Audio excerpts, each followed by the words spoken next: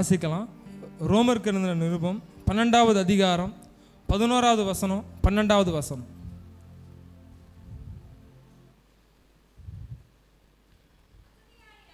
அசதியாக இராமல் ஜாக்கிரதையாக இருங்கள், ஆவியிலே அனலாக இருங்கள், கர்த்தருக்கு ஊழியம் செய்யுங்கள், நம்பிக்கையிலே சந்தோஷமாக இருங்கள், உபத்திரவத்திலே பொறுமையாக இருங்கள், ஜெபத்திலே உறுதியாக தரித்திருங்கள்.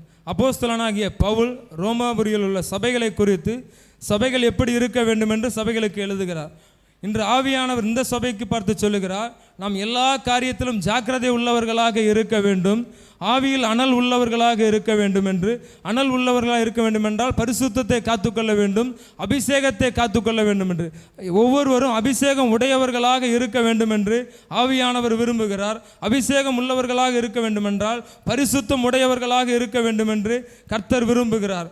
ஒவ்வொருவரும் ஊழியம் செய்ய வேண்டும் என்று தேவன் விரும்புகிறார். நம்பிக்கையிலே சந்தோஷமாக இருக்க வேண்டும் என்று கர்த்தர் விரும்புகிறார். நம்பிக்கை என்பது விசுவாசம். விசுவாசத்திலே நாம் எப்பொழுதும் சந்தோஷமாக இருக்க வேண்டும் என்று தேவன் விரும்புகிறார். உபத்திரவங்கள், பாடுகள், அவமானங்கள் வரும் பொழுது பொறுமையாக இருக்க வேண்டும் என்று கர்த்தர் சொல்லுகிறார். கடைசியாக ஜெபத்திலே உறுதியாக தரித்திருக்க வேண்டும் என்று தேவாதி தேவன் சொல்லுகிறார். எதற்காக நாம் ஜாக்கிரதை உள்ளவர்களாக இருக்க வேண்டும், எதற்காக நாம் ஜெபம் பண்ணுகிறவர்களாக இருக்க வேண்டும், எதற்காக நாம் அபிஷேகத்தை பெற்றுக்கொள்ள வேண்டும், எதற்காக நாம் விசுவாசம் உள்ளவர்களாக இருக்க வேண்டும். வாசிக்கலாம். யோவான் 2:28.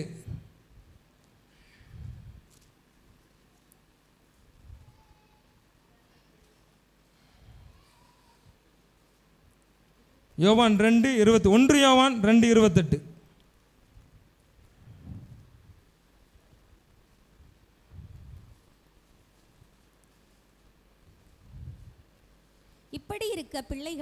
இப்படி இருக்க பிள்ளைகளே, அவர் வெளிப்படும் போது நாம் அவர் வருகையில் அவருக்கு முன்பாக வெட்கப்பட்டு போகாமல் தைரியமுள்ளவர்களாய் இருக்கும்படிக்கு கர்த்தருடைய வருகை, அதாவது இந்த பூமியில் பிறந்த நம்ம எல்லாருக்கும் 2 காரியங்கள் நிச்சயமாக நடக்கும்.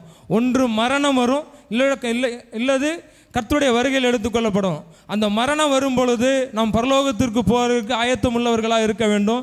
இல்லை நம்ம மரணிப்பதற்கு முன்பாக தேவனுடைய வருகை வருமேயானால் அந்த வருகையில் நாம் வெட்கப்பட்டு போகாதபடிக்கு, இந்த பரலோக ராஜ்யத்தை நாம் இழந்து போகாதபடிக்கு, குற்றமற்றவர்களாக குற்றமில்லாதவர்களாக நாம் அதை இழந்து போகாதபடிக்கு, வெட்கப்பட்டு போகாதபடிக்கு ஜாக்கிரதை உள்ளவர்களாக காணப்பட வேண்டும் என்று பரிசுத்த ஆவியானவர் நம்மளுக்கு சொல்லுகிறார். முதலாவது ஜாக்கிரதை உள்ளவர்களாக இருக்க வேண்டும் என்றால், ஜாக்கிரதையாக எதற்காக நான் ஜாக்கிரதையாக இருக்கேன்னா, நாம் பெற்றுக்கொண்ட ரட்சிப்பு என்பது ஆவிக்குரிய மனிதனுக்கு மிகவும் தேவையானது. பரலோகம் போக வேண்டுமென்றால் ரட்சிப்பு மிகவும் அவசியம். வேதம் சொல்லுகிறது, மனம் திரும்புங்கள், பரலோக ராஜ்யம் சமீபமாக இருக்கிறது என்று. அப்போ நாம் மனம் திரும்பும் பொழுது ரட்சிக்கப்படுகிறோம். பெற்றுக்கொண்ட ரட்சிப்பை நாம் காத்துக்கொள்வதில் ஜாக்கிரதை உள்ளவர்களாக இருக்க வேண்டும். வேதம் சொல்லுகிறது, ரட்சிப்பு கர்த்தருடையது. இயேசு சொல்லுகிறார், யோவான் புஸ்தகத்தில் 15வது அதிகாரம் 16வது வசனம், நீங்கள் என்னை தெரிந்து கொள்ளவில்லை, நான் உங்களை தெரிந்து கொண்டேன் என்று. அப்போ நம்ம நினைக்கிறோம் நம்ம இயேசுவை ஏற்றுக்கொண்டோம் என்று.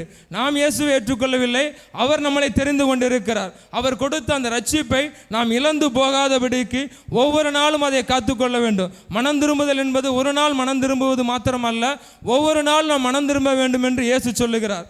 வாசிக்கலாம். வெளிப்படுத்தின விசேஷம் 3வது அதிகாரம் 11வது வசனம். இதோ சீக்கிரமாய் வருகிறேன், ஒருவனும் உன் கிரீடத்தை எடுத்துக்கொள்ளாதபடிக்கு உனக்குள்ளதை பற்றி கொண்டிரு. உனக்குள்ளதை பற்றி கொண்டு ரட்சிப்பை காத்துக்கொண்டிரு என்று இயேசு சொல்லுகிறார். அப்போ அதே சொல்ல, ஒருவனும் உன் கிரீடத்தை எடுத்துக்கொள்ளாதபடிக்கு என்று இயேசு சொல்லுகிறார். அப்போ எடுத்துக்கொள்ளாதபடிக்கு என்றால் இந்த ரட்சிப்பை திருடுவதற்கு ஒருவன் போராடுகிறான். நாம் இந்த பரலோக ராஜ்யத்தை இழந்து போக வேண்டும் என்று ஒருவன் போராடுகிறான். அவன் பெயர் தான் பிசாசு, அவன் தான் சாத்தான். அவனிடத்தில் நாம் இந்த ரட்சிப்பை இழந்து போகாதபடிக்கு, இந்த பரலோக ராஜ்யத்தை நாம் இழந்து போகாதபடிக்கு நாம் ஒவ்வொரு காரியத்திலும் நாம் கவனமாக இருக்க வேண்டும் என்று ஆவியானவர் விரும்புகிறார்.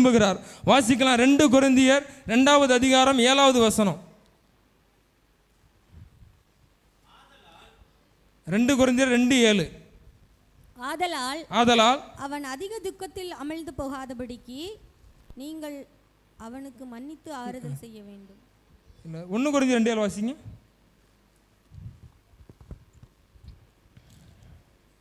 உலக தோற்றத்திற்கு முன்னே தேவன்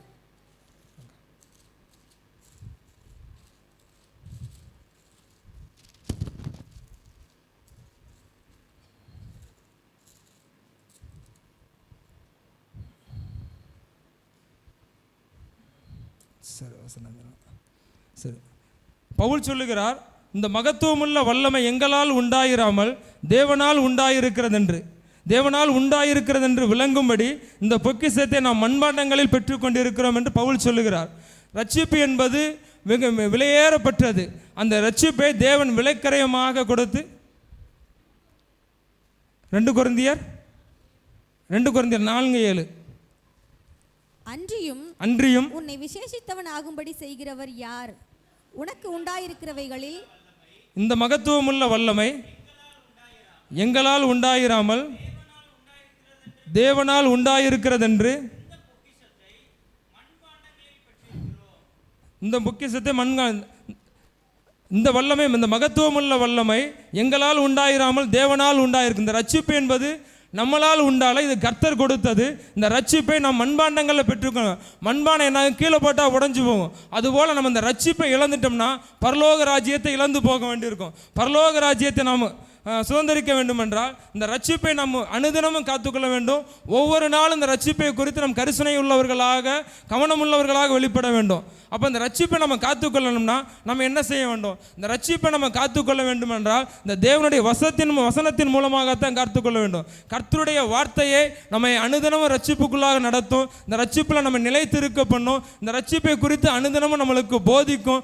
ஒவ்வொரு நாளும் நம்மளுக்கு ஆலோசனை கொடுக்கும். நம்மளோடு ஒவ்வொரு நாளும் பேசும். எனவே இந்த வேத வசனத்திற்கு நம்ம அனுதினம் முக்கியத்துவம் கொடுக்க வேண்டும். வாசிக்கலாம். உபாகமத்தின் புத்தகம் உபாகம் 11, 19, 20.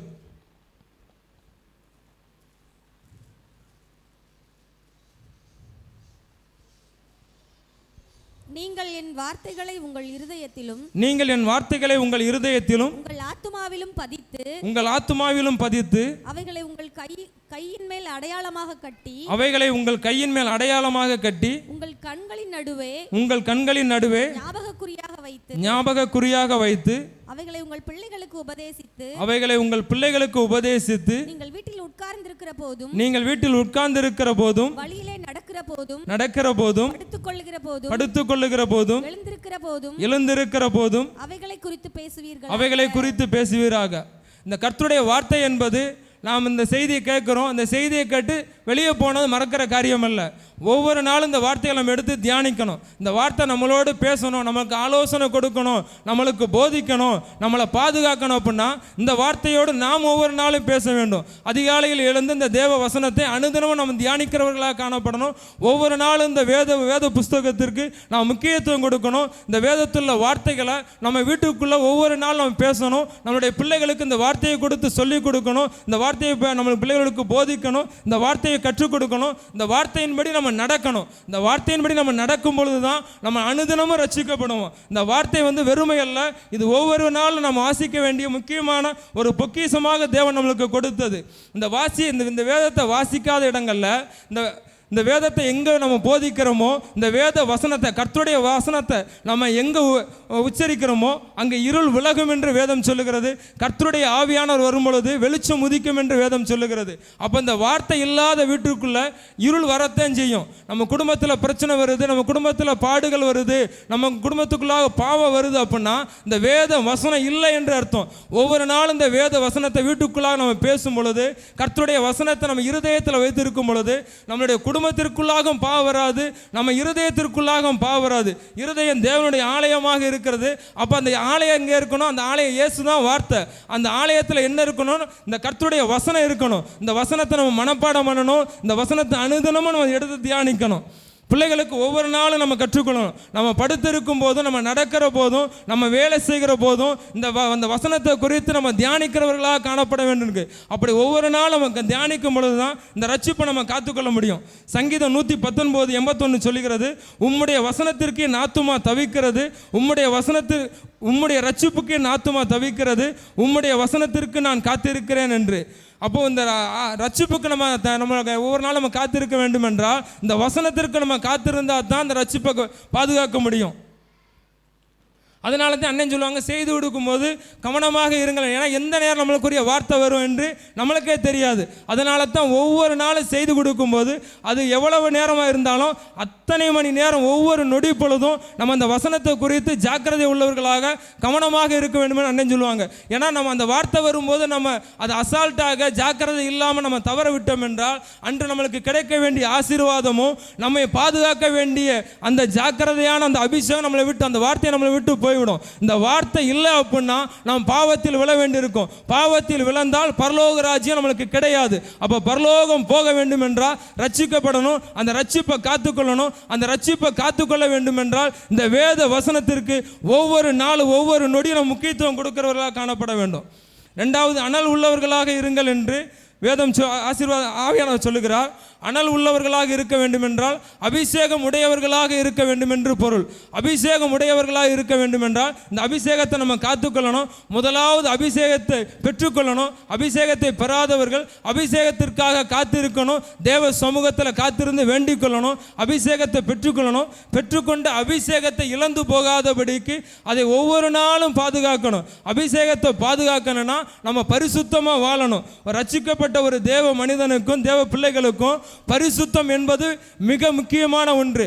பரிசுத்தம் இல்லாமல் ஒருவனும் கர்த்தரை தரிசிக்க முடியாது. அப்போ நம்ம பரிசுத்தமாக வாழ்ந்தால் மாத்திரம்தான் ஆவியானவர் நம்மோடு இருப்பார். ஆவியானவர் நம்ம பரலோகத்துக்கு கொண்டு செல்வார். ஆவியானவர் தான் ஒவ்வொருவரையும் நம்மளுக்கு கற்றுக் கொடுப்பார். அந்த பரிசுத்தத்தை நம்ம ரொம்ப முக்கியமாக இருக்கணும். இயேசு கிறிஸ்துவுக்கே ஆவியானவர் தேவைப்பட்டுச்சு. அப்போஸ்தலர் 10:38 சொல்லுகிறது, வாசிங்க.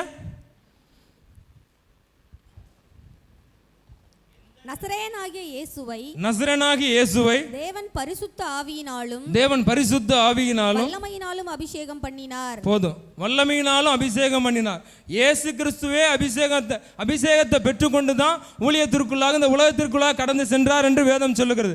அப்போ இயேசு கிறிஸ்துவுக்கே அபிஷேகம் தேவைப்பட்டு சென்றால் சாதாரண மனிதர்களாகிய நம்மளுக்கு அபிஷேகம் என்பது மிக முக்கியமானது. ஆவியானவரை துக்கப்படுத்தாதிருங்கள் என்று வேதம் சொல்லுகிறது. ஆவியானவர் துக்கப்படும் பொழுது நம்மளை விட்டு விலகி போய்விடுவார் என்று வேதம் சொல்லுகிறது. ஆவியானவர் விலகி போகும் பொழுது நம் கரைப்பட்டவர்களாக காணப்படுகிறோம், ரட்சிக்கப்படாதவர்களாக காணப்படுகிறோம். அப்போ இந்த ஆவியானவரை பெற்றுக்கொண்ட நாம் அந்த ஆவியானவரை ஒவ்வொரு நாளும் நம்ம காத்துக்கொள்ள வேண்டும். ஆவியானவரை துக்கப்படுத்தக்கூடாது. நமக்குள்ளாக பாவம் வரும் பொழுது, இந்த பரிசுத்தம் நம்மை விட்டு விலகும் பொழுது ஆவியானவர் நம்மை விட்டு விலகி செல்வார் என்று வேதம் சொல்லுகிறது. வாசிக்கலாம், எபேசியர் 4:30.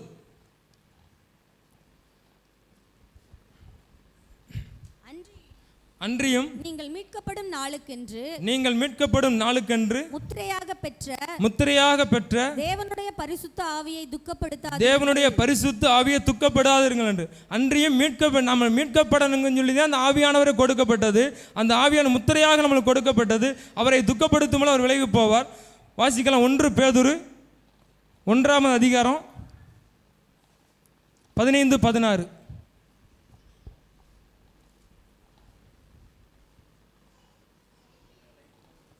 உங்களை அழைத்தவர் பரிசுத்தராய் இருக்கிறது போல நீங்களும் உங்கள் நடக்கைகள் எல்லாவற்றிலும் பரிசுத்தராயிருங்கள். நான் பரிசுத்தர், ஆகையால் நீங்களும் பரிசுத்தராயிருங்கள் என்று எழுதியிருக்கிறது. நம்மளை அழைத்தவர் பரிசுத்தர். தேவன் சொல்லுகிறார், நான் பரிசுத்தர், ஆகையால் நீங்களும் பரிசுத்தமாய் இருங்கள் என்று. நான் ரட்சிக்கப்படுவதற்கு முன்பாக நான் அதிகமாக குடிப்பேன். நானே என் நண்பனும் அதிகமாக குடிப்போம். அதனால் எங்களுக்கு யாரும் பொண்ணு கொடுக்கல. அதிகமாக குடிச்சிட்டு தெரியும். ஒரு நாள் எங்களுக்கு குடிப்பதற்கு காசு இல்லாமல் நாங்கள் உட்காந்துருக்கும் போது எங்கள் சித்தப்பா ஒருத்தர் வந்தார். அவர் வந்து என்னடா இங்கே உட்காந்துருக்கியா அப்படின்னாரு. ஒன்றும் இல்லை சித்தப்பா, காசெல்லாம் உட்காந்துருக்கோம் அப்படின்னோம். ஏக்கடா வேலை வெட்டி போகாமல் இப்படி தெரியும், குடிச்சு தெரியுங்க, சிவாசி போங்கடா, பள்ளியானத்தட்டு பக்கத்தில் ஒரு கோயில் இருக்குது, அங்கே போங்கடா. அங்கே போனால் நீங்கள் மனம் திரும்புவீங்க, அந்த குடியை விட்டுருவீங்க. அங்கே போகும்போது எல்லா காரியம் மாதிரி நீங்கள் நல்லவங்களாம் மாறிடுவீங்கடா அப்படின்னு சொன்னார். சரின்ட்டு நானும் அவனுங்க சிவாசிக்கு வந்தோம். சிவாசிக்கு வந்து அந்த கோயிலுக்கும் போனோம். கோயிலுக்கு போனால் அந்த கோயிலில் உள்ள பூசாரி என்கிட்ட என்ன கேட்டார், என்ன கேட்டார், உங்களுக்கு என்னையா பிரச்சனை அப்படின்னு கேட்டார், குறி சொல்கிற மாதிரி கேட்டார். அப்போ நாங்கள் சொன்னோம், என்ன சொல்ல, எங்களுக்கு வேலை ஒன்றும் உருப்படி அமைய மாட்டேங்குது, தொழிலுக்கு போக முடியலை, எங்களை எல்லாரும் வெறுக்கிறாங்க, ஒரு நல்ல வாழ்க்கை அமைய மாட்டேங்குன்னு சொல்லி கேட்டோம். அவர் அதுக்கு பரிகாரம் சொன்ன காரியமே என்கிட்ட என்ன சொன்னார்னா, செவ்வாய்க்கிழமை வாங்கப்பா, செவ்வாய்க்கிழமை வரும்போது ஒரு எலுமிச்சம்பழமும் ஒரு பூவும் வாங்கிட்டு, ஒரு 100 பூ வாங்கிட்டு ஒரு கோட்டு வாங்கிட்டு வாங்கப்பான்னு சொல்லி சொன்னார். எதற்கு அதை சொல்கிறேன் அப்படின்னா, இந்த உலகத்தின் தெய்வங்கள் என்று சொல்லக்கூடிய காரியங்கள், இந்த உலகத்தில் தெய்வம் என்று உருவாக்கப்பட்ட கரத்தின் கிரியைகள் நம்மை பாவத்தில் தான் கொண்டு போய் மொழிய நம்மை பரிசுத்தத்திற்கு நேராக நடத்தாது. நாங்கள் ஏற்கனவே குடிச்சு தெரிஞ்சிடறோம், அன்றைக்கி குடிக்க காசு இல்லைன்னு சொல்லி தான் நாங்கள் இங்கே வர்றோம். அவர் கோட்டு வாங்கிட்டு சொல்கிறார். அப்போ அந்த கோட்டு வாங்க காசு தான் அங்கே வர போகிறோம், நாங்கள் அங்கேயே குடிச்சிட்டு இருப்போமே. அப்போ இந்த இந்த உலகத்தின் தெய்வங்களை வந்து நம்ம பரிசுத்தமாக வாழ வைக்காது, அது பாவத்தை தான் கற்றுக் கொடுக்கும். அப்போ மதுபானத்தை குடிச்சிட்டு நம்ம அங்கே வேணால் போகலாம், அந்த உலகத்தின் கரத்தின் கிரியைகளை தொழுது கொள்வதற்கு நம்மளுக்கு குடிக்கலாம், அது பிரச்சனை இல்லை. ஆனால் இவரை தொழுது கொள்ள வேண்டும் என்றால் அவர் சொல்லுகிறார், நான் பரிசுத்தர் நீங்களும் பரிசுத்தமாய் இருங்கள் என்று இயேசு சொல்லுகிறார். இவரை தொழுது கொள்ள வேண்டும் என்றால், கர்த்தரை தொழுது கொள்ள வேண்டும் என்றால் நாம் மதுபான பழக்கத்தை விட்டுவிட்டு, போதை பழக்கங்களை விட்டுவிட்டு, தவறான காரியங்களை விட்டுவிட்டு, பாவத்திற்கு அடிமை இல்லாமல் பரிசுத்தம் உடையவர்களாக வாழ்ந்தால் மாத்திரமே இவரை தொழுது கொள்ள முடியும். இவரை தொழுது கொண்டால் மாத்திரமே நாம் பரலோகம் செல்ல முடியும். அப்போ வேதம் சொல்லுகிறது, மனம் திரும்புங்கள், பரலோக ராஜ்யம் சமீபமாக இருக்கிறது. நம்மளுடைய மனம் திரும்புதல் ஒரு நாள் மாத்திரமல்ல, 2 நாள் பரிசுத்தமாக வாழ்றோம், 2 நாள் தண்ணி அடிக்கிறோம், 2 நாள் திரும்ப பரிசுத்தமாக வாழ்றோம், 2 நாள் பாவம் செய்யறோம்ல, புடி கலப்பையில் கை வைத்து விட்டு திரும்பி பார்க்கிறவனுக்கு ஐயோ என்று எழுதியிருக்கிறது. வேதம் சொல்லுகிறது, விட்டு வந்த பாவங்களை எண்ணாதிருங்கள் என்று. நாம் விட்டு வந்த பாவத்தை திரும்ப எண்ணாதபடிக்கு முழுமையான பரிசுத்தத்திற்கு நம்முடைய ஆவி ஆத்ம சரீரங்களை ஒப்பு கொடுக்க வேண்டும் என்று தேவன் விரும்புகிறார். எசேக்கியேல் 18:20 வாசிக்கலாம். பாவம் செய்கிற ஆத்துமா சாகும் என்று வேதம் சொல்லுகிறது. நாம் பாவம் செய்தோமானால் பரலோகம் செல்ல முடியாது. பாவம் செய்கிற பொழுது நம்முடைய ஆத்துமா சாகும் என்று வேதம் சொல்லுகிறது. ரோமர் 6:23 சொல்லுகிறது, பாவத்தின் சம்பளம் மரணம் என்று. நாம் பாவம் செய்து கொண்டிருந்தால் நம்மளுக்கு மரணம் நிச்சயம். நம் பாவத்தோடு மரித்தோமானால் பரலோக ராஜ்யம் நம்மளுக்கு சொந்தமில்லை, பரலோகத்திற்கு செல்ல முடியாது. பரிசுத்தமாய் வாழ்ந்தால் மாத்திரமே நாம் பரலோகம் செல்ல முடியும். எனவே இந்த நம் ரட்சிக்கப்பட்ட ஒவ்வொருவரும் பரிசுத்தம் என்பது மிக மிக முக்கியமானது. பாவத்தின் சம்பளம் மரணம் என்று வேதம் சொல்லுகிறது. யாக்கோபு 1:15 வாசிக்கலாம்.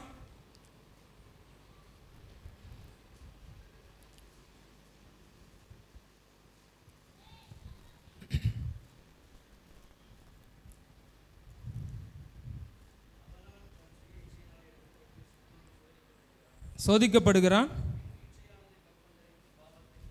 பின்பு இச்சையானதுக்கு கற்பந்தரித்து பாவத்தை பிறப்பிக்கும், பாவம் பூரணமாகும் பொழுது மரணத்தை பிரிக்கும். இச்சை பாவத்தை பிறப்பிக்கும் என்கிறது. இந்த உலக காரியங்கள் நம்மளுக்கு இச்சையத்தையும் கொண்டு வரும். நம்முடைய கண்ணின் பார்வைகள் பார்க்க இச்சையாத்தே இருக்கும். சிம்சன் சொல்லுகிறார், அவருடைய கண்கள் எனக்கு இன்பமாக இருக்கிறது என்று. அதனால தான் அவர் பாவத்தில் விழுந்தார். அப்போ இந்த பாவம் நம்ம என்ன ஆகும், மரணத்தை பிறப்பிக்குமா. மரணம் என்ன ஆகும், நம்ம பரலோக ராஜ்யத்தை இழக்க பண்ணும். நியாயாதிபதிகள் 16வது நியாயாதிபதிகள் 16வது அதிகாரம் 19வது வசனம் 20வது வசனம் வாசிங்க.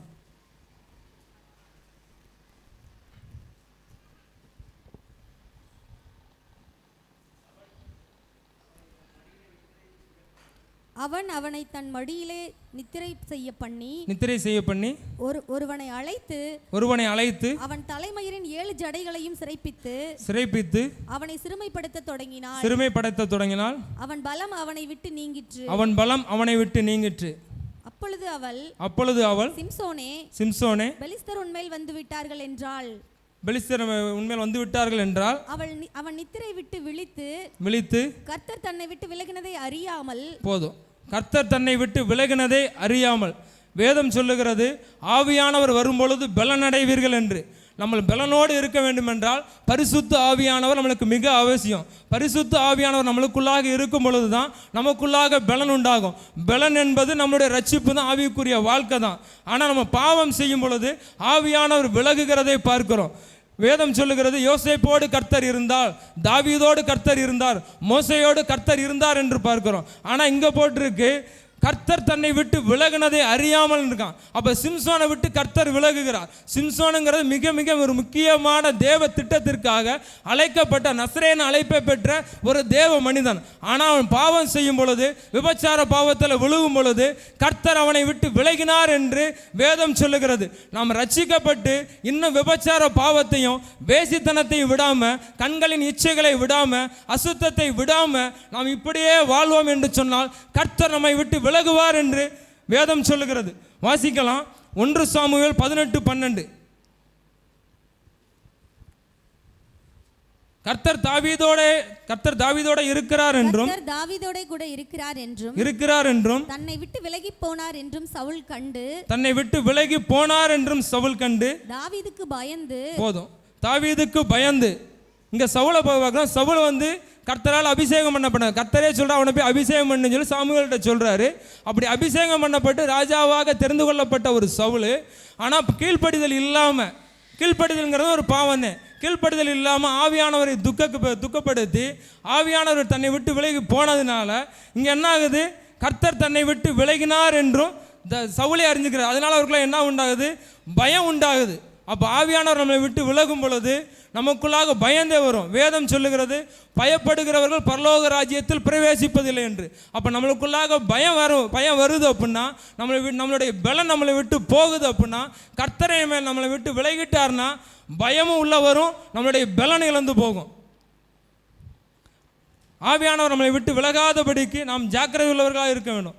வாசிக்கலாம் எபேசியர் 4:2.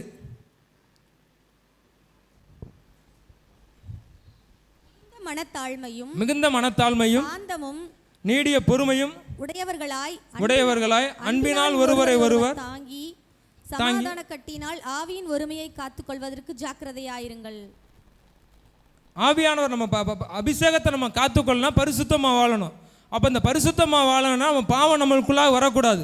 பாவம் நமக்குள்ளாக வரக்கூடாது. பாவம் வராமல் இருக்க நாம் என்ன செய்யணும்னா, ஒவ்வொருவரும் மிகுந்த மனத்தாழ்மை உள்ளவர்களாகவும் நீடிய பொறுமை உள்ளவர்களாக மட்டும் இருந்தால் மட்டும் போதாது, அன்பினால் ஒருவரை ஒருவர் தாங்க வேண்டும் என்று வேதம் சொல்லுகிறது. சமாதானம் உடையவர்களாக இருக்க வேண்டும் என்று வேதம் சொல்லுகிறது. ஒரு வீட்டிற்குள்ளாக பாவம் வருது அப்படின்னா அந்த வீட்டுக்குள்ளே சமாதானம் இல்லை, ஒருமனை இல்லை, ஐக்கியம் இல்லை, அன்பு இல்லை அப்படின்னா அந்த வீட்டிற்குள்ளாக பாவம் வரும். ஒரு சபைக்குள்ளாக பாவம் வருது அப்படின்னா அந்த சபையில் இருக்கிற ஒட்டுமொத்த ஜனங்களுக்குள்ளாக ஒருமனை இல்லை என்று பொருள். நம்மளுக்குள்ளாக ஒருமனை இல்லை, ஒருவர் விசாரிக்கல, ஒருவர் நம்ம தாங்காம தெரியும் அப்படின்னா நமக்குள்ளாக பாவம் வரத்தான் செய்யும். அன்புடையவர்களாக இருக்க வேண்டும் என்று வேதம் சொல்லுகிறது. இன்னும் ஒருத்தரை கொடுத்து ஒருத்தர் குறை சொல்லுகிற காரியங்களை நாம் நிறுத்த வேண்டும். ஒருத்தரை பற்றி ஒருத்தர் இல்லாத நேரத்தில் பேசுகிற காரியங்களை நாம் நிறுத்த வேண்டும். அந்த வீட்டுக்கு நான் ஜெபக்கூடத்துக்கு போக மாட்டேன், இந்த வீட்டுக்கு நான் ஜெபக்கூடத்துக்கு வரமாட்டேன் என்று நம்ம இன்னும் சொல்லி கொண்டிருப்போமானால் நமக்குள்ளாக ஒருமனை இருக்காது, சமாதானம் இருக்காது. சமாதானம் இல்லை, ஒருமனை இல்லை அப்படின்னா பாவம் உள்ள வரத்தான் செய்யும். அன்பு மிகவும் முக்கியமானது. அன்பு தணிந்து போனால் பரிசுத்த ஆவியானவரை விட்டு விலகி போயிடுவார். வேதம் சொல்லுகிறது, அன்பு திரளான பாவங்களை மூடும் என்று. அப்போ அன்பில்லாதவன் தேவனை அறியான் என்று வேதம் சொல்லுகிறது. நாம் அன்புடையவர்களாக காணப்படும். அன்புள்ளவர்களாக இருந்தால் பரிசுத்தத்தையும் காத்துக்கொள்ளலாம். சமாதானம் உடையவர்களாக இருந்தால் குடும்பத்துக்குள்ளாக பாவம் வராதபடிக்கு நம்ம பரிசுத்தமாய் பாதுகாக்கலாம். மூன்றாவதாக, நம்பிக்கையிலே சந்தோஷமாக இருங்கள்.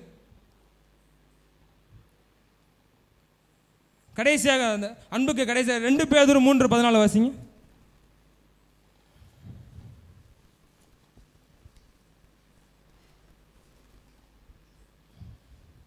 மேலான 2 பேதுரு 3:14. ஆகையால் பிரியமானவர்களே, இவைகள் வர காத்திருக்கிற நீங்கள் கரையற்றவர்களும் பிழையில்லாதவர்களுமாய்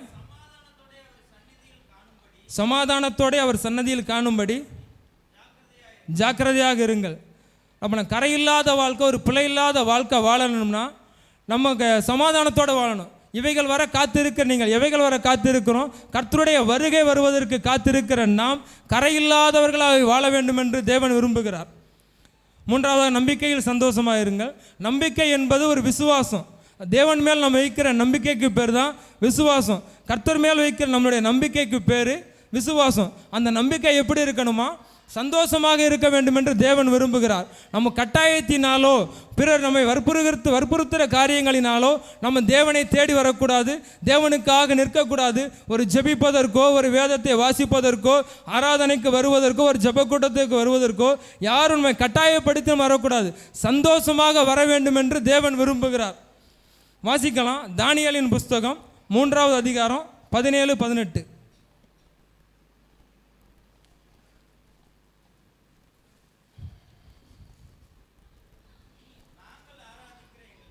நாங்கள் ஆராதிக்கிற எங்கள் தேவன் எங்களை தப்புவிக்க வல்லவராக இருக்கிறார். அவர் எரிகிற அக்கினி ஜூளைக்கும் நீங்களாக்கி விடுவிப்பார். விடுவிக்காமல் போனாலும் போதும். இங்கு இந்த புஸ்தகத்தில் ஒரு 3 நபர்களை குறித்து பார்க்கிறோம். சாத்ராக், மேசாக், ஆபேத்நேகோ என்று. அவர்களை பாவத்தை செய்ய வேண்டும் என்று, ஒரு விக்கிரகத்தை தொழுது கொள்ள வேண்டும் என்று அங்கே நேபுகாத்நேச்சார் அவர்களை வற்புறுத்துகிறார்கள். ஆனால் அவர்கள் என்று சொல்கிறார், நாங்கள் நாங்கள் இந்த பாவத்தை செய்ய மாட்டோம், இந்த விக்கிரக ஆராதனை நாங்கள் பண்ண மாட்டோம் அப்படின்னு சொல்லி உறுதியாக இருக்கிறாங்க.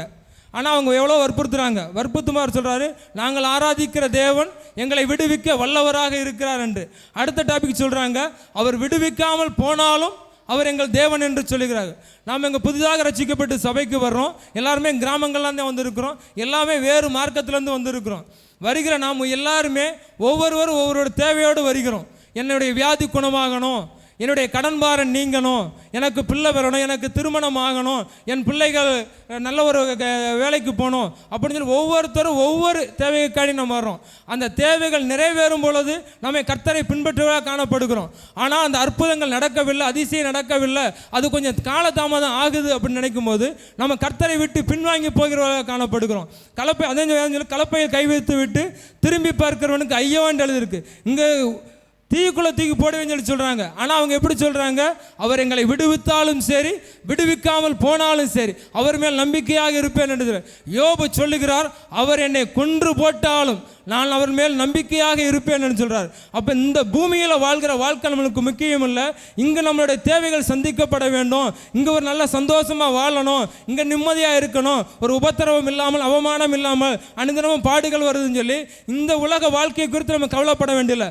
அந்த நித்திய ராஜ்யம் நம்மளுக்கு இருக்கிறதா என்று நாம் கரிசனை உள்ளவர்களாக காணப்பட வேண்டும், அதை நம்பிக்கை உள்ளவர்களாக காணப்பட வேண்டும். அந்த நித்திய ராஜ்யத்திற்கு நம்ம போக வேண்டும் என்றால் தேவன் மேல் மாத்திரம் அந்த நம்பிக்கை இருக்கணும். இந்த உலக காரியங்கள் மேலேயோ, பெற்ற பிள்ளைகள் மேலேயோ, நம்முடைய சரீரத்தின் மேலேயோ நம்மளுக்கு நம்பிக்கை இருக்கக்கூடாது. நம்மளுடைய நம்பிக்கை கர்த்தர் மேல் இருக்க வேண்டும்.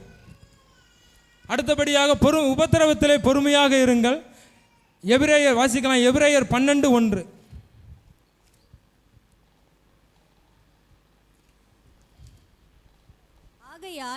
ஆகையால் மேகம் போன்ற இத்தனை திரளான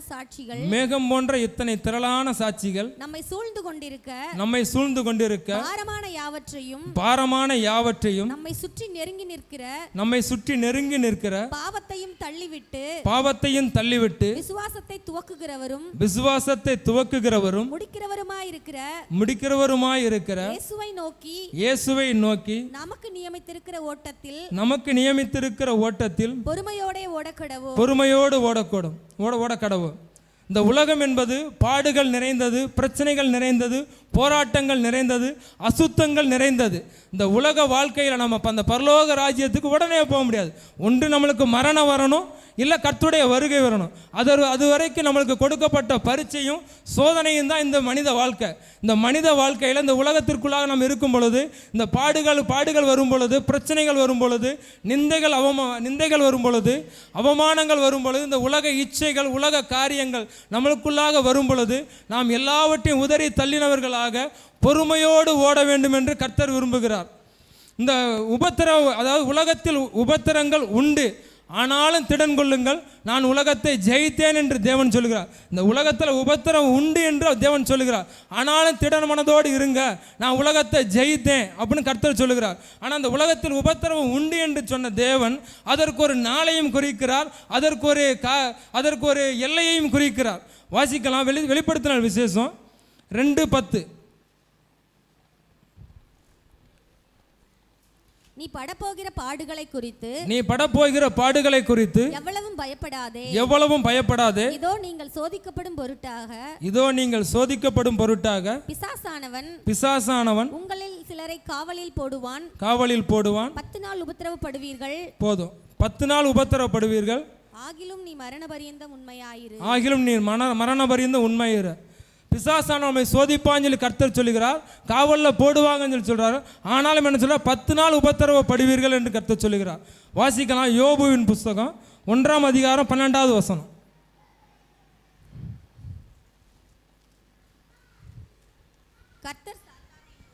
கர்த்தர் சாத்தானை நோக்கி, இதோ அவனுக்கு உண்டானவை எல்லாம் உன் கையில் இருக்கிறது. அவன் மேல் மாத்திரம் உன் கையை நீட்டாதே என்று சொல்றாரு. யோபுவை கர்த்தர் சாத்தான் கையில் ஒப்பு கொடுக்கிறாரு. ஆனால் ஒப்பு கொடுக்கும்போது என்ன சொல்றாரு, அவனுக்கு உண்டானவைகள் எல்லாம் உன் கையில் இருக்கிறது என்று சாத்தான் கையில் ஒப்பு கொடுத்துட்டாரு. ஆனால் ஒப்பு கொடுத்துட்டு கடைசியாக ஒரு வார்த்தை என்ன சொல்றாரு, அவன் மேல் மாத்திரம் கையை நீட்டாதே என்று. அப்போ இந்த உலகத்தில் உபத்திரவங்கள் நம்மளுக்கு அனுமதிக்கிற தேவன் அதற்கு ஒரு எல்லையையும் குறிக்கிறார். இம்மட்டு வா, மிஞ்சி வராதே என்று அலைகளுக்கு தேவன் கட்டளை கொடுக்கிறார். அதாவது ஒரு உபத்திரம் கடலின் அலையை போல நமக்கு மாறி மாறி வரலாம். ஆனால் எவ்வளவுதான் உபத்திரம் வந்தாலும் அதற்கு ஒரு எல்லையையும் தேவன் கட்டளை எடுக்கிறார். அந்த எல்லை வருவரையும், அந்த உபத்திரவங்கள் நம்மளை விட்டு நீங்கும் வரைக்கும் நாம் பொறுமையோடு இருக்க வேண்டும். அந்த பொறுமையோடு நாம் இருக்க வேண்டும் என்றால் தேவ சமூகத்தில் நம்ம காத்திருந்தால் மாத்திரமே, தேவனுக்குள்ளாக நம்ம நிலைத்திருந்தால் மாத்திரமே அந்த உபத்திரவத்தை நம்மளால் கடந்து போக வேண்டும். தாவீது சொல்லுகிறார், நான் உபத்திரவப்பட்டது எனக்கு நல்லது, ஆதலால் உம்முடைய பிரமாணங்களை நான் கற்றுக்கொண்டேன் என்று. அவர் உபத்திரவப்பட்டது நல்லது என்று எதுக்கு சொல்றாருன்னா, அவருடைய பிரமாணங்களை கற்றுக்கொண்டேன் என்று. அவருடைய பிரமாணங்களை கற்றுக்கொள்ள வேண்டும் என்றால் தேவ சமூகத்தில் காத்திருக்கணும், கர்த்தருக்குள்ளாக நம்ம நிலைத்து இருக்கணும். சகரியாவின் புஸ்தகம் 4:7 வாசிங்க.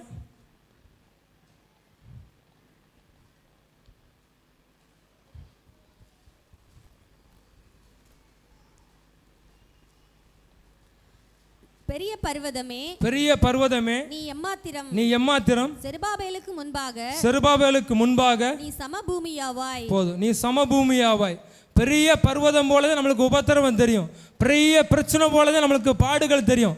ஒரு பிரச்சனை முடியுங்களோ இன்னொரு பிரச்சனை வர்ற மாதிரி இருக்கும், அந்த பிரச்சனை முடியுங்களோ இன்னொரு பிரச்சனை வர்ற மாதிரி இருக்கும். நம்ம இருதயம் அப்படித்தான் சொல்லும். ஆனால் தேவன் சொல்லுகிறார், பெரிய பர்வதமே நீ எம்மாத்திரம், செருபாபேலுக்கு முன்பாக நீ சமபூமியாவே என்று தேவன் சொல்லுகிறார். அப்போ அந்த செருபாபேலுக்கு முன்பாக அந்த பிரச்சனைகள் ஒன்றுமில்லாமல் போக வேண்டும் என்றால் நாம் பரிசுத்தத்தை காத்துக்கொள்ளணும், ரட்சிப்பை காத்துக்கொள்ளணும். உபத்திரவம் வரும் பொழுது தேவனை தூசிக்காதபடிக்கு, நாம் முறுமுறுக்காதபடிக்கு, கர்த்தரை அசட்டை பண்ணாதபடிக்கு, கர்த்தர் மேல் நம்பிக்கையுடையவர்களாக, உபத்திரத்திலே பொறுமை உள்ளவர்களாக, ரட்சிப்பை காத்து கொண்டவர்களாக, பரிசுத்தம் உடையவர்களாக இருக்க வேண்டும் என்று தேவன் விரும்புகிறார்.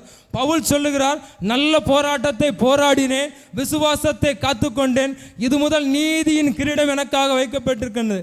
அப்போ விசுவாசத்தை காத்துக்கொள்ளுகிறவர் நல்ல போராட்டத்தை போராடுறார். அவர் எவ்வளவோ பாடுகளை சகித்தேன் என்று சொல்றார், கப்பல் சேதத்தில் விழுந்தேன் என்று சொல்லுகிறார், இயேசுவை காட்டிலும் என்னை அதிகமாக அடித்தார்கள் என்று சொல்றார். ஆனாலும் எல்லா காரியத்திலும் தேவனை தூசிக்காதபடிக்கு, கர்த்தரை விட்டு பின்வாங்கி போய்விடாதபடிக்கு, ஒவ்வொரு காரியத்தையும் பொறுமையாக இயேசுவுக்காக சகித்து கொண்டேன் என்று சொல்லுகிறார். 5வதாக உறுதியாக இருங்கள் என்று தேவன் விரும்ப. எதில் உருவிட்டு அடுத்த தேவ சமூகத்தில் அமைதியாக காத்திருந்து தேவன் எதை ஜெபிக்க சொல்லுகிறார், எந்த காரியத்திற்காக நாம் ஜெபிக்க வேண்டும் என்று கர்த்தர் விரும்புகிறார் என்று நம்ம அறிந்து ஆராய்ந்து பார்க்க வேண்டும். அந்த காரியத்திற்காக நாம் ஒவ்வொரு நாளும் ஜெபிக்க வேண்டும். தேவன் இரவெல்லாம் ஜெபித்தார் என்று வேதம் போட்டுக்கு. இரவுங்கிற நைட்டு 12 மணிலேருந்து அதிகாலை 5 மணி வரைக்கும். அப்போ ரட்சிக்கப்பட்ட ஒரு தேவ மனிதன் இரவு 1 மணி நேரமாவது ஜெபிக்கணும். இயேசு சொல்லுகிறார், பேதுருவை பார்த்து சொல்வார், சீசர்களை பார்த்து சொல்வார், இரவு 1 மணி நேரமாவது விழித்திருக்க மாட்டாயா என்று. அப்போ நம்ம ஒவ்வொருவரையும் இயேசு விரும்புகிறார், இரவில் 1 மணி நேரமாவது நாம் விழித்திருந்து ஜெபம் பண்ண வேண்டும் என்று. ரட்சிக்கப்பட்ட ஒவ்வொரு மனிதனும் இரவில் விழித்து ஜெபம் பண்ணணும். இங்கே இரவு அண்ணன் சொன்னாங்க, முழுவதும் ஜெபம் நடக்குது அப்படின்னாங்க. நம்ம பரிசுத்தமாக வாழலாம், வேதத்தை தியானிக்கலாம், சுவிசேஷம் அறிவிக்கலாம். ஆனால் இரவு ஜெபம் என்பது முக்கியமான ஜெபம். அது சபையோடு கூடி ஜெபிப்பது என்பது. இங்கே எதற்காக ஜெபிக்கிறோம்? முழு ஜெபம் நம்மளுக்காண்டியே ஜெபிக்கிறோம், பட்டணத்திற்காக ஜெபிக்கிறோம், தொழில்களுக்காக ஜெபிக்கிறோம், தேசத்திற்காக ஜெபிக்கிறோம், தீர்க்க தரிசனங்களை அறிந்து அதை சொல்லி ஜெபிக்கிறோம். அந்த ஜெபத்திற்கு நம்ம வரல அப்படின்னா நமக்குள்ளாக அதுவும் பாவம் தான். நம்ம மற்ற ஊழியத்தை செய்யலாம், மற்ற காரியங்களை செய்யலாம். ஆனால் ஒரு சபையில் கூடி ஜெபிக்கும் பொழுது நமக்கென்று கொடுக்கப்பட்ட சபை உத்தரவாதம் எடுக்கும் பொழுது அந்த உத்தரவாதத்தில் நமக்கு நம்மளுடைய பங்கு இருக்கணும். நம்மளுடைய ஜெபமும் அங்கே காணப்படணும். நம்மளுடைய ஜெபம் அங்கே காணப்படலாம் அப்படின்னா இந்த சபையில் மட்டும் பங்கு இல்லைன்னு ஆண்டவர் சொல்லலை, என்னுடைய சமூகத்தில் உனக்கு பங்கு இல்லை என்று கர்த்தர் சொல்லுகிறார். இதுவரையில் நாம் எப்படி இருந்தோம் என்று நமக்கு முக்கியம் அல்ல. இனிமேலாவது எல்லா காரியத்திலும் ஐக்கியம் உள்ளவர்களாக, ஒருமனம் உள்ளவர்களாக, ஜெபத்தில் உறுதியாக தரித்திருக்க வேண்டும் என்று தேவன் விரும்புகிறார். வாசிக்கலாம் மார்க் 13:33.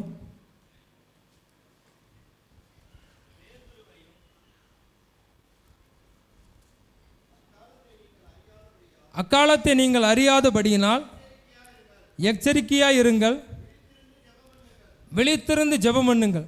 அக்காலத்தை என்பது வருகிற காலத்தை குறித்து. இயேசு எப்போ வருகிறார் என்று நம்மளுக்கு தெரியாது.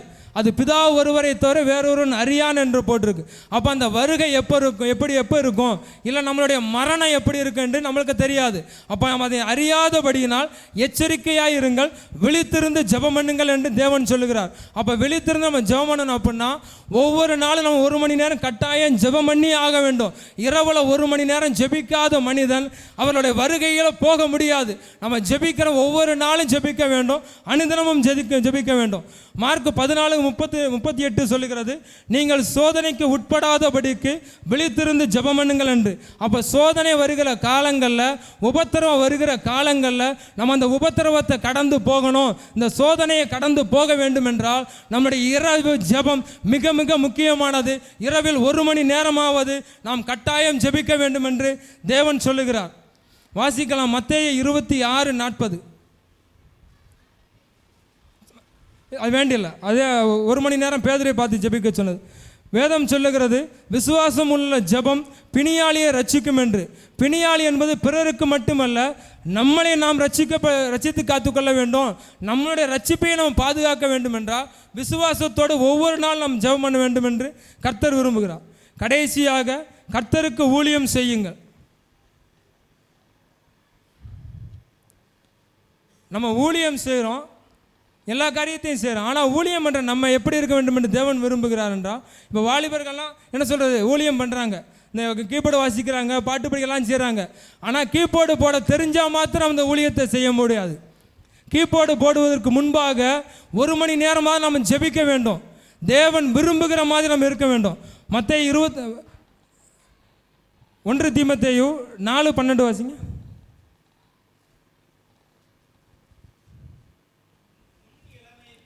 உன் இளமையை குறித்து ஒருவனும் உன்னை அசட்டை பண்ணாதபடிக்கு வார்த்தையிலும் அன்பிலும் ஆவியிலும் விசுவாசத்திலும் கற்பிலும் போதும். உன் இளமையை குறித்து நம்ம பாட்டு படிக்கிறோம், கீபோர்டு போடுறோம், கர்த்தருக்கு ஊழியம் செய்கிறோம் அப்படின்னா நம்மளுடைய இளமையை குறித்து ஒருவனும் அசட்டை பண்ணாதபடிக்கு அப்படின்னு போட்டிருக்கு. அப்போ பலிபீடத்தில் நிற்கிறோம், தேவனுக்கு முன்பாக ஊழியம் பண்ணுறோம் அப்படின்னா நம்மளுடைய இளமையை குறித்து யார் அசட்டை பண்ணாதபடிக்கு நம்மளுடைய பேச்சுகள், நம்மளுடைய நடவடிக்கைகள் தேவனுக்கு முன்பாக பரிசுத்தமாக இருக்கணும் என்று கர்த்தர் விரும்புகிறார். மத்தேயு 25:45 வாசிங்க.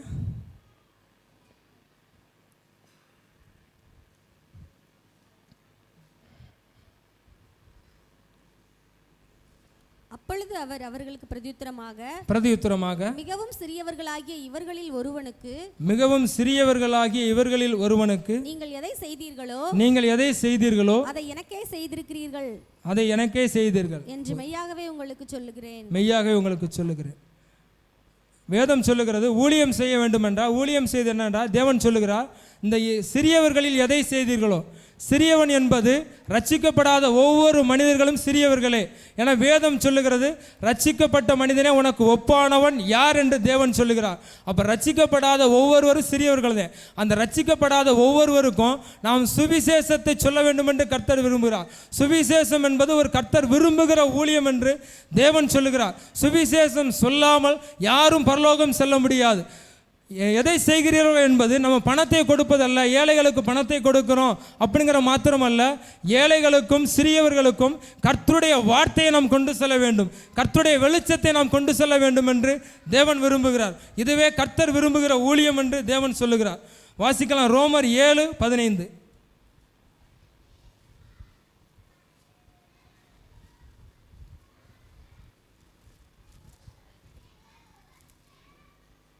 7:15. எப்படி எனில் நான் செய்கிறது எனக்கே சம்மதி இல்லை, நான் செய்கிறது எனக்கே சம்மதி இல்லை, நான் விரும்புகிறதை செய்யாமல் நான் வெறுக்கிறதையே செய்கிறேன். ஊழியம் என்பது நம்மளுடைய பிரயாசத்தின்படி, நம்மளுடைய ஆசையின்படியும், நம்மளுக்களாக தோன்றுகிற எண்ணத்தின்படியும் அல்ல, நான் வெறுக்கிறதே செய்கிறேன் என்று தேவன் சொல்லுகிறார். அண்ணன் பல நாள் சொல்கிற நான் கேள்விப்பட்டிருக்கேன். அவர் முடியாமல் இருப்பார், நைட்டு அண்டத்தில் இருப்பார், நல்லா தூங்கும்போது 12 மணிக்கு யாராவது ஃபோன் போட்டு எனக்காக ஜெபம் பண்ணி, எனக்கு அந்த பிரச்சனை இருக்குன்னு சொல்லுவாங்க. ஆனால் அந்த சூழ்நிலையிலும் அவர் எதுக்கு ஜெபம் பண்ணுகிறார் அப்படின்னா, கர்த்தர் அதைத்தான் விரும்புகிறார். அதுதான் ஊழியம் என்று தேவன் சொல்லுகிறார். நான் விரும்புகிறதை செய்யாமல் வெறுக்கிறதே செய்கிறேன். நைட்டில் தூங்க நினைக்க நம்மளுடைய சந்தோஷம்தான், அது ஆட்டோமேட்டிக் நம்ம தூக்கம் வரத்தான் செய்யும். ஆனால் அந்த நேரத்திலும் அந்த தூக்கத்தை ஒதுக்கி நாம் ஜெபம் செய்ய வேண்டும் என்று கர்த்தர் சொல்லுகிறார். அதனால தான் எந்த நேரத்தில் இப்போ நான் சொன்னாங்களே, நீங்கள் எப்போ கூப்பிட்டா நான் வராமல் இருக்கணும் அப்படின்ட்டு, அதற்கு காரணம் தேவன் அந்த ஊழியத்தை தான் விரும்புகிறார். அதுதான் கர்த்தர் விரும்புகிற ஊழியம். அந்த ஊழியத்தை நாம் ஒவ்வொருவரும் செய்ய வேண்டும் என்று தேவன் விரும்புகிறார். வாசிக்கலாம், யோவான் 6:38.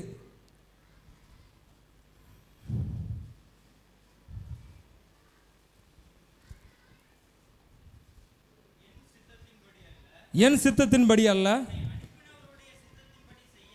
என்னை அனுப்பினவருடைய சித்தத்தின்படி செய்யவே நான் வானத்திலிருந்து இறங்கி வந்தேன். இயேசு கிறிஸ்துவே அவருடைய விருப்பத்தின்படி இங்கே ஊழியம் பண்ணலை. அவரே பிதாவின் சித்தம் அறிந்து பிதா செய்ய சொல்லுகிற காரியங்களை மாத்திரம்தான் இந்த பூமியில் செய்தார் என்று வேதம் சொல்லுகிறது. இயேசு கிறிஸ்துவே பிதாவின் சித்தத்தை அறிந்து அந்த சித்தத்தின்படி ஊழியம் செய்திருக்கும் பொழுது நாம் அவருடைய சித்தத்தை அறிந்தவர்களாக, அவருடைய சித்தத்தின்படி ஊழியம் செய்கிறவர்களாக வெளிப்பட வேண்டும். ஏசாயா 61:1.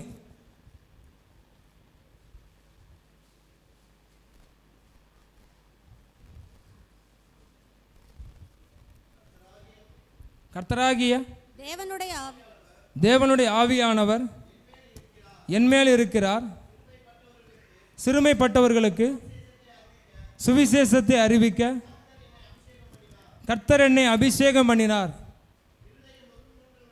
இருதயம் நொறுங்குண்டவர்களுக்கு காயம் கட்டுதலையும், சிறைப்பட்டவர்களுக்கு விடுதலையும் உள்ளவர்களுக்கு சொல்ல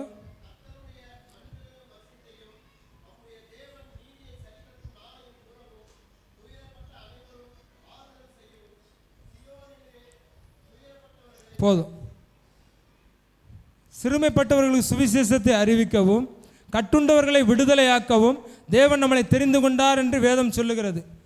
அப்போ நம்ம ஒவ்வொரு காரியத்திலையும் ஜாக்கிரதையாக இருக்க வேண்டும். இந்த ரட்சிப்பை ஜாக்கிரதையாக பார்த்து கொள்ள வேண்டும். வேத வசனத்திற்கு முக்கியத்துவம் கொடுக்க வேண்டும். பரிசுத்தத்தை உறுதியாய் பாதுகாக்க வேண்டும். பாவத்தை வெறுத்து தள்ளுகிற ஒரு இறுதியை நம்மளுக்குள்ளாக காணப்பட வேண்டும். அனுதினமும் ஜெபம் பண்ணுகிறவர்களாக காணப்பட வேண்டும். விசுவாசத்தில் உறுதியாக இருக்க வேண்டும். ஊழியம் செய்கிறவர்களாக காணப்பட வேண்டும். இது எல்லாவற்றையும் நம்ம கை கொண்டால் மாத்திரம்தான் நம்ம பரலோகம் போக முடியும். இது எல்லாவற்றையும் நம்ம கை கொண்டால் மாத்திரம்தான் கட்டுண்டவர்கள் நாம் விடுதலையாக்க வேண்டும். நாம் ஒரு கிராமத்துக்குள்ளே போகிறோம் அப்படின்னா அந்த கிராமத்தில் உள்ள இருள் விலக வேண்டும் என்றால் இது எல்லாவற்றையும் நாம் கடைபிடித்தால் மாத்திரமே நம்முடைய கிராமம் ரட்சிக்கப்படும், நம்முடைய பட்டணம் ரட்சிக்கப்படும், பட்டணத்தின் இருள் மாறும். எனவே நாம் ஒவ்வொருவரும் ஜாக்கிரதை உள்ளவர்களாக, ஜபிக்கிறவர்களாக, வேத வசனத்திற்கு முக்கியத்துவம் கொடுக்கிறவர்களாக, பரிசுத்தம் உள்ளவர்களாக காணப்பட வேண்டும் என்று உங்களை அன்போடு வேண்டுகிறேன். கொடுக்கப்பட்ட அந்த வார்த்தைகளை தேவன் ஆசீர்வதிப்பாராக. இயேசுவின் நாமத்தில் பிதாவே.